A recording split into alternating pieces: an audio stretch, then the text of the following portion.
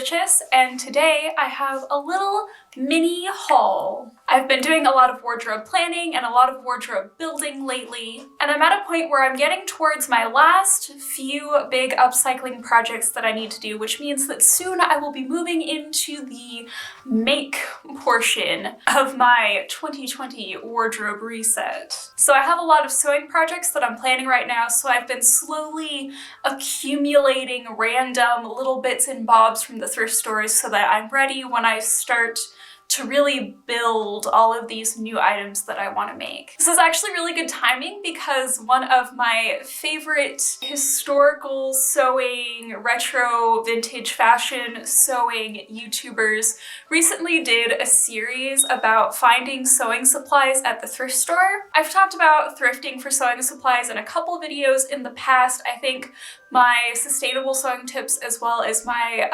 what I wish someone had told me about sewing when I started videos. So I just got back from the thrift store and I got a small little collection of goods. It's all sewing supplies, and I thought this would make an interesting video. You know, what can you typically expect to find at a thrift store for sewing materials and such if you have a small budget? Everything today cost me almost exactly $5. Even if you have a small, teeny tiny shoestring budget, you can still find quite a bit at the thrift store to spruce up whatever project you're working on. I didn't find any material this time around.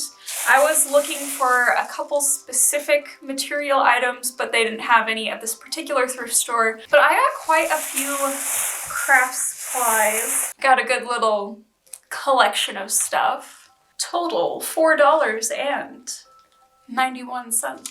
I don't need that receipt. I know where that money went. So I got a little bag of lace. This was like 99 cents. We'll dig through this. I didn't get a chance to really look at everything in here because normally the bags are closed. It looks like this is kind of popped open the rest of the way, but it looks like somebody had like opened it to fish out just like maybe one piece of lace that they saw in here that they wanted. But I don't know, that's kind of lame, especially when it's literally 99 cents for the whole bag. And then I also got some spools of some crochet stuff, but I want to start with the patterns. So these are all vintage patterns. The patterns at this store are actually slightly more expensive than patterns in other places. I think at Goodwill they're like 29 cents each. In some places they might be up to 49 cents at this point. At this store they were 59 cents each, which I know is only like 10 cents more, but like it's more than what I'm used to. Anyway, the first pattern that I got is this little dress pattern. I think it's from the 70s. It's got little puff short sleeves or long bell sleeves, and it has a little empire waist, and it has the option to make it long or short or super short, and it has like a button up front option. So I definitely plan on using this to make some little summer dresses. And this is a shorts pattern. It has some suspenders. It looks like they just kind of button on. There's also an option to make like a skirt, which I think might be interesting. I've never made a skirt before, so I've made shorts, I've made like a few pairs of pants, but I've never made like a skirt. So that might be an interesting project to try. I just thought that this looked particularly fun. Next is what I believe to be like an 80s or an early 90s McCall's pattern. This one I don't intend on using as is. It looks like it's sort of like a pajama robe pattern. Like I think that this is supposed to be loungewear. I want to use the robe pattern to make like a tunic dress or a blouse because I really want one of these sailor style collar blouses. I think that that would be a really fun addition to my wardrobe. And then finally, I just got a pattern for some underwear and bras. I won't focus on that too much because, you know, it's just underwear and bras. I've never had a ton of luck making my own of either of those, but I might as well try. Next, it looks like somebody tried to get into this one too. If you can't tell, shoplifting is kind of a big problem where I live.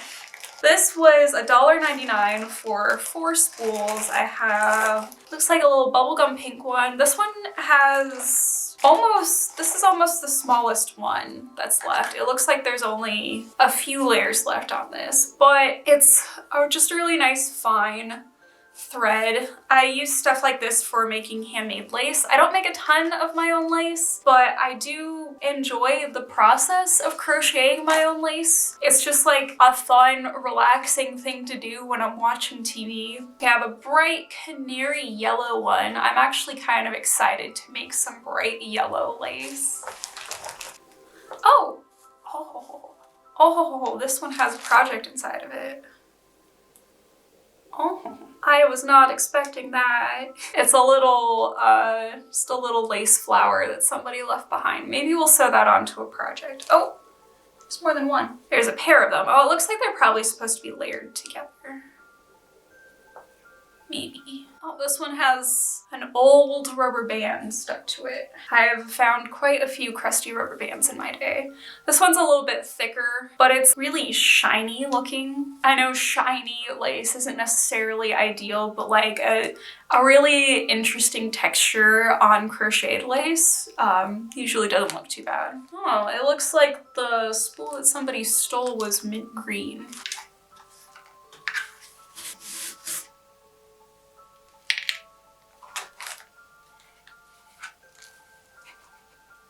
Russian nesting thread. This is actually super fine. I don't know if I have a needle fine enough for that. I'll have to get a littler needle. You can't even get stuff this fine at the store anymore. It's got something rattling around in it. Oh, it's a pin. Yeah, it's just a little pin that somebody left behind. So definitely be careful when you're buying stuff like this, because they can come with their little surprises. Yeah, I didn't see this one in there. This is actually probably the nicest quality one in the bunch. And then this is also a little bit thicker. This one is like a nice sort of marigold color. I don't know what I'll use this on, honestly. I did not buy the bag for this one. I primarily bought it for the pink one, but I'm sure I'll find a use for this. It does look like a nice, like the inside of a flower. It has that nice like marigold pollen color. And now the thing I'm most excited for is this bag of lace. I didn't really get a chance to really sit and stare at it when I was in the store. Ooh, that's crunchy.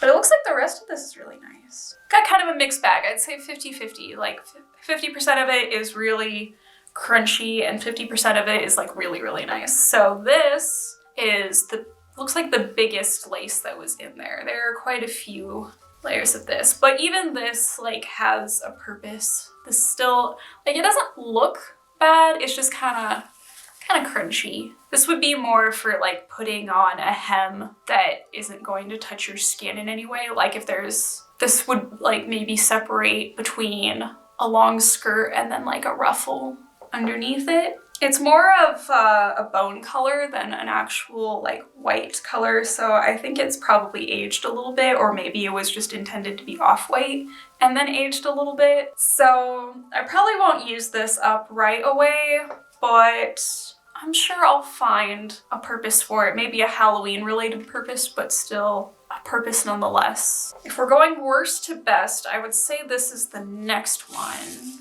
So it's another synthetic, like Rachel, I think that's how it's pronounced, lace.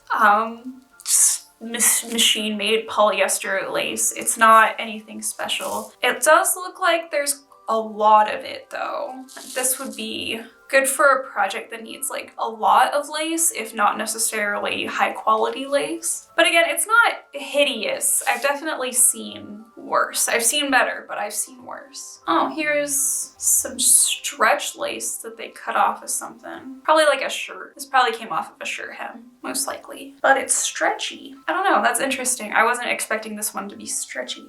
It kind of caught me off guard. This one also looks like it was cut off of something. This might have been all over lace at some point that got cut into a strip of lace. I can't really figure out what this one's deal is. It's another just synthetic lace. A lot of synthetic lace is in the bunch, but we're gonna get into some nicer stuff. There's not very much of it, so I'd probably put it down the front of like a dress bodice or something.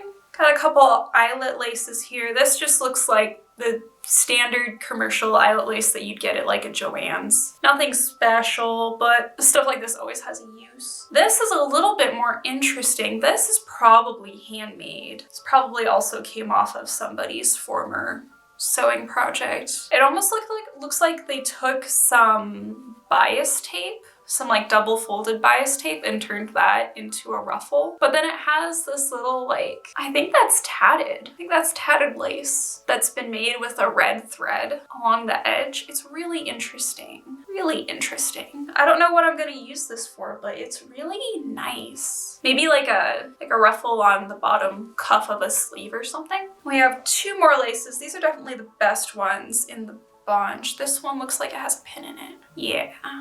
This is a nice, it looks like a little vintage Venice lace. It almost looks like it might be handmade. But yeah, it's just a really nice cotton lace. This is probably the nicest lace in the whole bunch. And there's not a ton of it, but I'd say there's a couple yards. So I can use this for something. It's really nice. It like feels really soft. This is the one that I bought the whole bag for, but I mean, I'll probably use all of this eventually. This one's definitely my favorite. Of all the things I bought today, this is my favorite. And then this next bit of lace is also really nice. It's not quite as nice, but it's more Venice lace, or Venice style lace. It's not like it's lace made in Venice by hand. It's definitely machine made, mostly synthetic lace, but this is also, it's just a little loopy little bit. It's really cute. Some more, I think this is another 2 yard length. So this is another really exciting one. This is the kind of stuff that looks really cute on like really any kind of hem. This is going to be adorable on a project. Just that little tiny scallop detail. So yeah, I got quite a bit of stuff for $5. When you consider this lace right here would probably be more than $5 a yard at Joann's, and I got this whole lot for $5. 5 spools of this thread, 4 vintage patterns, again, something that would be more than $5 on itself brand new. Even if you were to buy vintage patterns off of Etsy, they're usually more than $5 a piece. And then I got 1, 2, 3, 4, 5, 6, 7, 8 different types of lace. So definitely the best way to go budget-wise if you're trying to bulk up your supplies. Obviously, it's a lot harder to find specific things at the thrift store. For example, I was looking for 2 specific types of fabric and didn't find either of those. It's really more for building up your stash of miscellaneous goods. Definitely good for finding things like buttons. A lot of people don't consider the hidden costs of a lot of these different findings that you can usually find pretty easily at the thrift store. Things like snaps or hook and eyes or buttons. Like if you're making a blouse and you think, oh, I just need a couple yards of some cheap cotton from Joann's and I can save a bunch of money on my dress blouses. But then you remember that you need buttons to put down the front of that blouse and you can only find the ones that you want in packs of 2 and each pack is $3.99 and you need 8 buttons. The costs of garments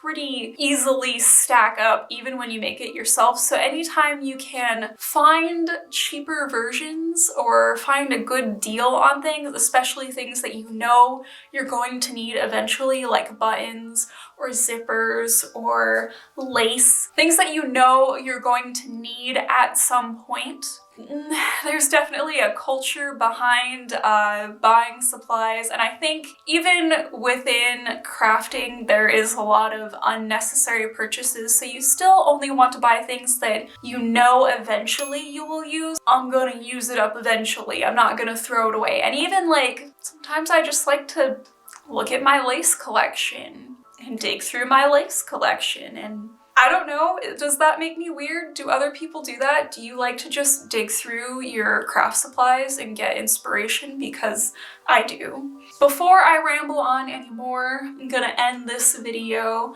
I hope everybody has a good day, and I will see you all next time. Bye!